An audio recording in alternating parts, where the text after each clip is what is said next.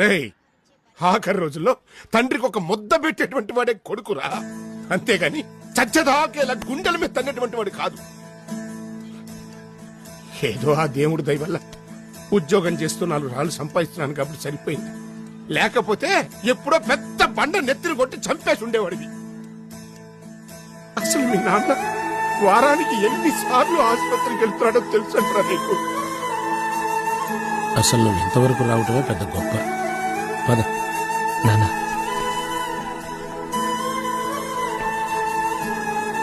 నా ఉద్యోగం వచ్చింది. ఇక నుంచి నేను పనికి మళ్ళీ కాదు.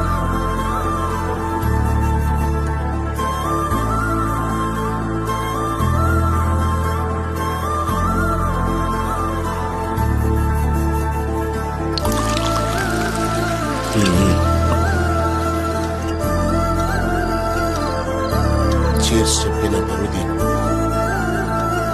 ఏరా, ఇంకా బాధగానే ఉందా? లేదు నాన్న, పాపం నా వల్లే కదా నీకెంత కష్టం. గణేష్, ఏంటన్నా? నా మీద చెయ్యి పడంగానే అంత కోపం తనకొచ్చింది.